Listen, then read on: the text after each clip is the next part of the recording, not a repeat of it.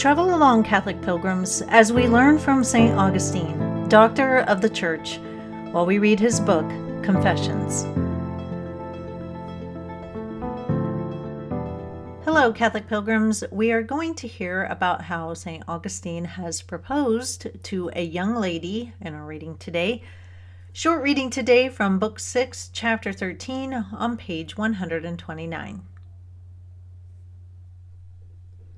I was being urged incessantly to marry, and had already made my proposal and been accepted. My mother had done all she could to help, for it was her hope that once I was married, I should be washed clean of my sins by the saving waters of baptism. She was delighted that day by day I was becoming more fitted for baptism, and in my acceptance of the faith she saw the answer to her prayers and the fulfillment of your promises. At my request and by her own desire, she daily beseeched you with heartfelt prayers to send her some revelation and a vision about my future marriage. But this you would not do. She had some vague and fanciful dreams, which were the result of her preoccupation with these thoughts, and when she told me about them, she treated them as of no importance and did not speak with the assurance that she always had when you sent her visions. She always said that by some sense, which she could not describe in words, she was able to distinguish between your revelations and her own natural dreams. All the same, the plans for my marriage were pushed ahead, and the girl's parents were asked for their consent.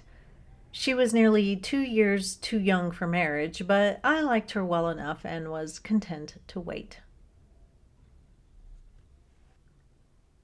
Boy, St. Augustine, the romantic. Hey, baby, I like you well enough to marry, and I'm in no rush to get married. Music to a woman's ears. Not really. I was wondering why it was that he can't marry his mistress. He seems to be very loyal to her, so why not propose to her? Now, maybe he will end up telling us, but I went and looked online, and it mostly has to do with social class and St. Monica wanting Augustine to marry someone that could advance him a bit more. I imagine that the mistress came from a lower class. Who you marry is such an important decision. One of the most important decisions if you are called to the married life.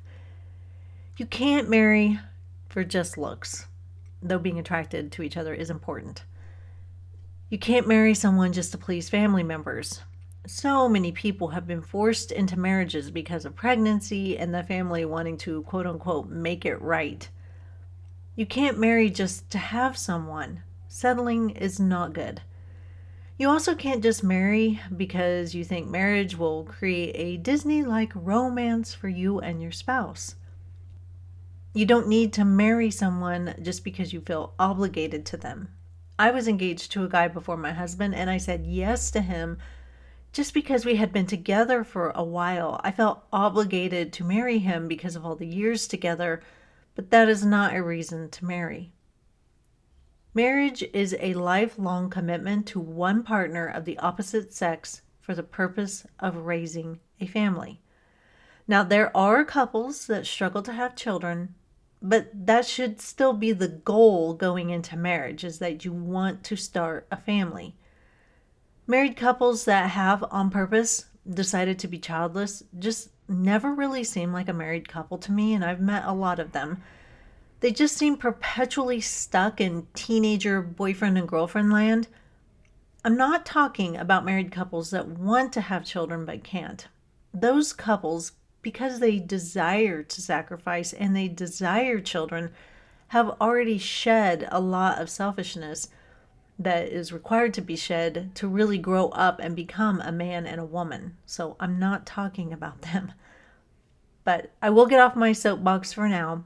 I may get back up on it later. But looking to St. Augustine, we know that he doesn't end up getting married. So I think it will be very interesting to see how this all plays out.